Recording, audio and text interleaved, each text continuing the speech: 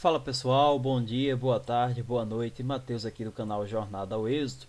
E hoje estou trazendo para vocês aqui alguns conceitos importantes aí sobre aspectos da estrutura das palavras e formação, bem como também no tocante à morfologia. Veremos substantivo, adjetivo, artigo, pronome, verbo e advérbio, respectivamente nessa ordem. Sem mais delongas, pessoal, é importante que nós saibamos aqui que a parte de estrutura e formação das palavras contempla o radical, que é o elemento básico e significativo das palavras. Aí eu trouxe um exemplo para vocês aqui, exemplo da palavra certo.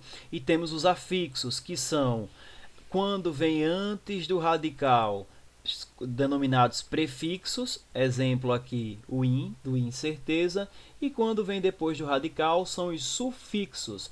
Por exemplo, na palavra certamente, mente aqui corresponde ao sufixo, tudo bem? Importante também que nós falemos sobre desinências, que são elementos terminais indicativos das flexões das palavras, tá? Vamos lá. Elas podem ter flexões quando nominais de gênero, masculino e feminino, e de número. Já quando elas são verbais, elas flexionam em número, em pessoas, modo e tempo verbais. Tudo bem? A vogal temática, por sua vez, ela junta-se ao radical, preparando para, aqui era um para, tá? Para receber as desinências. Na primeira conjugação, e a primeira vogal que nós temos aqui temática é o A, depois o E e depois o I. Na primeira conjugação, nós temos o exemplo de buscar, buscavas e etc. Caracteriza o verbo na segunda conjugação, o E. Aí, exemplos, nós temos o bater, batermos e etc. E o I, por sua vez, a vogal I, vogal temática I, na terceira conjugação, exemplo, permitir, permitira e etc. Adentrando aqui, pessoal, nos conceitos de substantivo, é importante primeiro que nós saibamos que ele é uma classe gramatical variável, tá?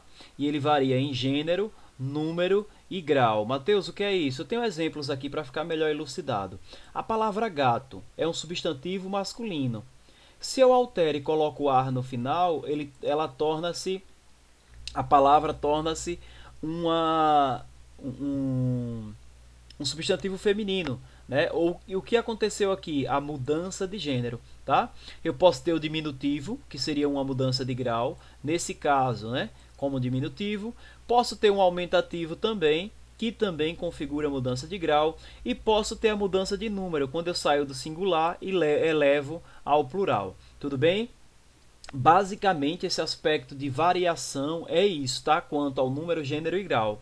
E o conceito, nós podemos entender o seguinte: todos os seres recebem nome. E este nome é a classe gramatical chamada de substantivo. Então, vejam, qual o conceito de substantivo? É toda aquela palavra que nomeia seres, pessoas, objetos, fenômenos, sentimentos, qualidades, lugares, ações, tá bom? Eles podem ser comuns. Quando é que eles são comuns, Mateus? Quando eles não indicam nada em específico. Exemplo, casa, criança, sol. Aí eles são próprios, aí neste caso, né, eles já especificam, tratam-se de nomes próprios. Exemplo, Japão, Alagoas, José. Concreto, quando eles indicam seres reais ou imaginários, cuja existência independe de outros seres. Exemplo, casa, cama, fada. Já o abstrato, a dependência depende de outros seres. Por exemplo, a palavrinha aqui, banho. Alguém toma banho. Percebam que o banho só vai fazer sentido se eu tiver a palavra alguém, determinando que alguém está fazendo ali ou fez aquela ação. Tudo bem? Os coletivos, eles são substantivos comuns, tá? Ou seja, indicam nada em específico, que mesmo estando no singular, indicam mais de uma mesma espécie. Tá bom? Seguindo, as flexões eu já tivera dito, né? Em número, gênero e grau. Nós vamos chegando aqui no adjetivo.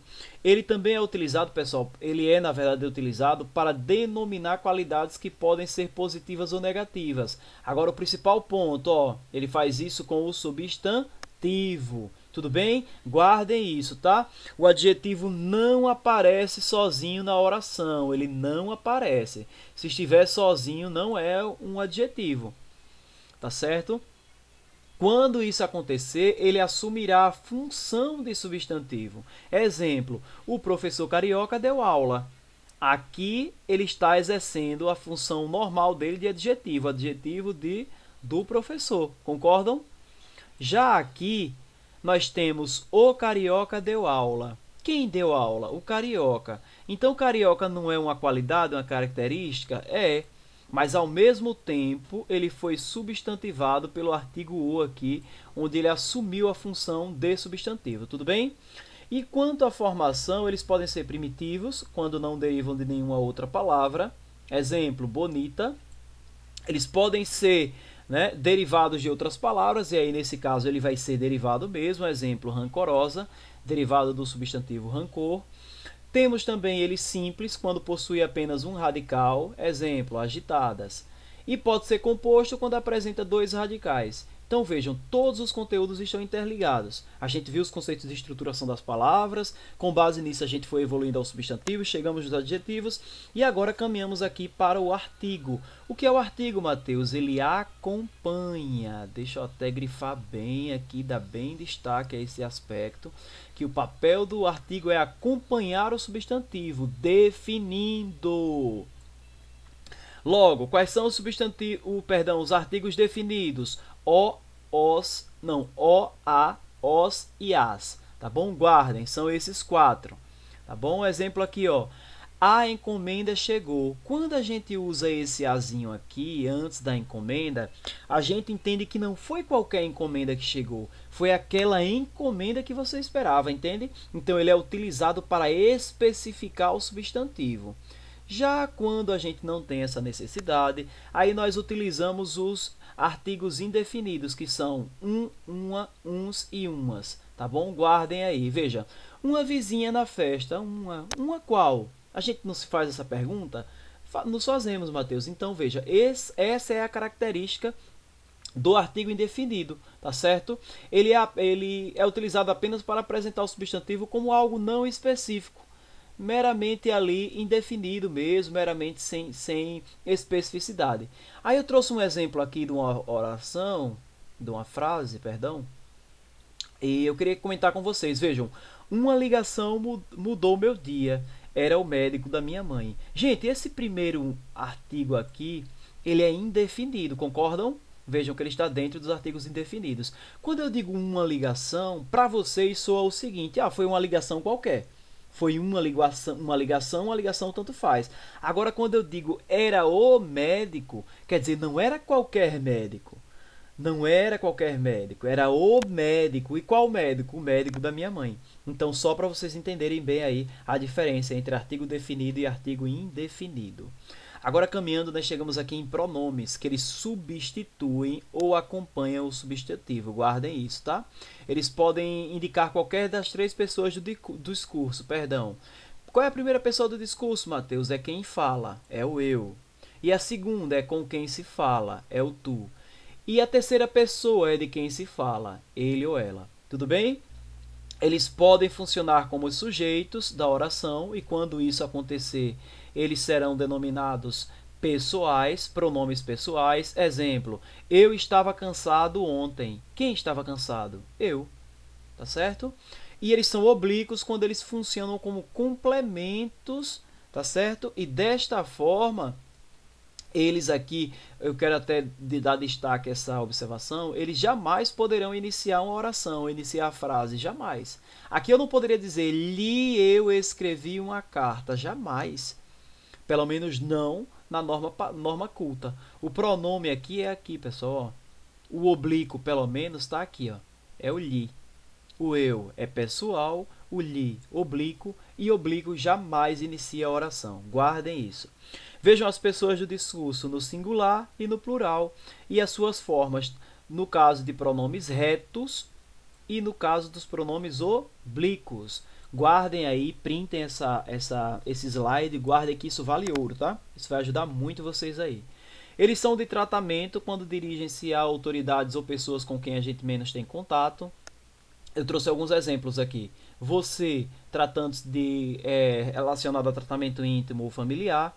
O senhora ou senhor, um tratamento respeitoso. E Vossa Alteza para príncipes e duques. Existem outros, tá? Eles poderão ser possessivos quando indicarem posse. Agora, detalhe, eles concordarão com o possuidor, com aquele que tem a posse do que está sendo citado ali. Exemplo, meu, tua, sua, e tem outros também. Eles serão demonstrativos quando indicarem a posição em relação à pessoa do discurso. Lembrem das pessoas do discurso, né? Quem fala, de quem se fala e do que se fala.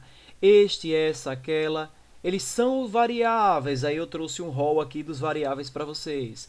Os invariáveis, eu quero dar destaque a eles, porque é mais fácil nós decorarmos ou aprendermos. Os invariáveis, porque o que não for invariável é variável, obviamente. E os invariáveis são isto, isso e aquilo, apenas. Eles serão indefinidos quando eles se referirem-se à terceira pessoa sem a função de determinar ou definir. Pelo contrário, eles apenas darão um sentido vago, impreciso do que ou de quem se fala. Guardem isso, tá? Por isso que eles são indefinidos. Aí eu trouxe os invariáveis, que são alguém, ninguém, outrem, tudo, nada, cada, algo, mais ou menos. Mateus, por que eles são invariáveis? Você não diz alguéms, ninguéms, outrens, tudos, nadas, cadas, algo, mais, menos. Não existe. Eles não variam, pessoal. Nem em número, nem em gênero, tá certo? Nem tampouco em grau também. Quer dizer, em grau ainda vai, né? Mas em número e em gênero não.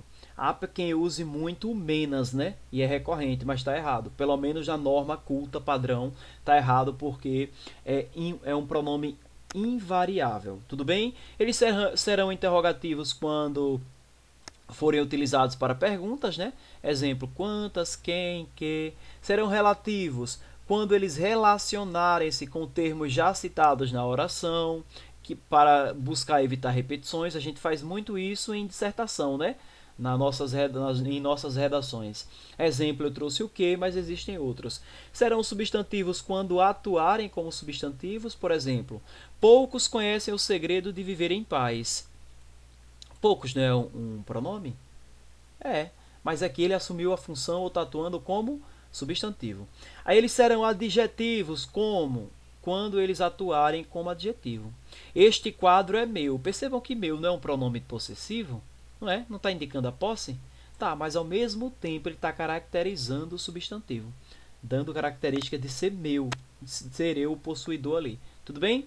Caminhando, gente, a gente chega aqui no verbo, tá? O primeiro ponto que eu quero que vocês entendam é o conceito de verbo, né? Normalmente ele tem significado de ação, estado, mudança ou fenômeno da natureza e que variam em relação ao tempo.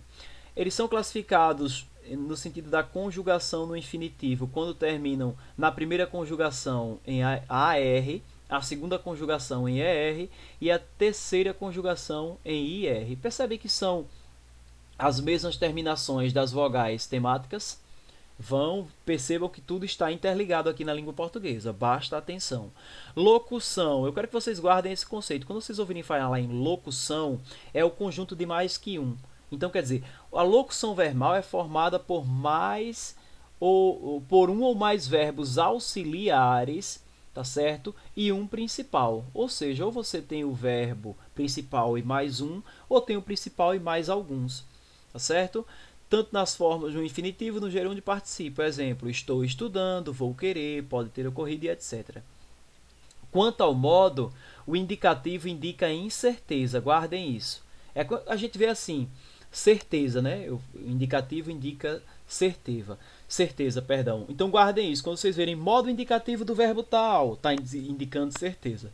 Aí eu aproveitei e trouxe aqui os tempos, mas eu não me aprofundei nos tempos verbais, por conta para essa aula não ficar ainda mais extensa. Percebeu que eu estou até acelerando um pouco, mas o material está à disposição para vocês pausarem o vídeo ou reassistirem outras vezes, tá bom? Por exemplo, conseguimos precisar quando algo realmente acontece. Aí eu usei o acontece até como exemplo. No presente acontece, no passado ou no pretérito aconteceu e acontecerá, né, como estando aí no futuro. Subjuntivo é hipótese, pessoal. Traz a ideia de dúvida para a gente, tá bom? Exemplo, você quer que eu pegue um copo d'água? Percebam que o verbo pegar, aqui conjugado como pegue, ele está dando um ar de incerteza. Quer ou não que eu pegue, né? E o imperativo é ordem, tá? Modo imperativo é mais fácil, está delegando, está determinando que seja feito. As vozes verbais, elas indicam a relação que o sujeito mantém com o verbo, guardem isso. Ela pode ser passiva analítica quando o sujeito recebe a ação. Exemplo, o pão é cortado por mim. Quem está cortando o pão aqui, pessoal? Eu, né? Não sou o sujeito presumível aqui. Então, o pão, que é o sujeito, está sendo cortado, está sofrendo o efeito do verbo. Concordam? Está recebendo. Vejam, na voz passiva analítica com os verbos que exigem no complemento uma preposição. Não há, perdão pessoal, eu acabei não vendo. Não existe voz passiva analítica com verbos que exigem no complemento uma preposição. Então, se houver preposição no complemento, não pode ser voz passiva analítica.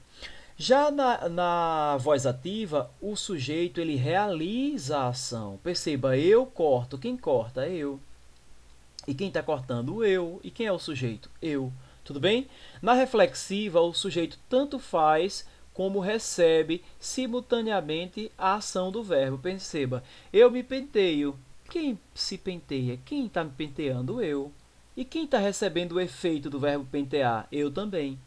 Ele se cortou. Quem se cortou? Ele. E quem cortou? Ele também. Tá bom?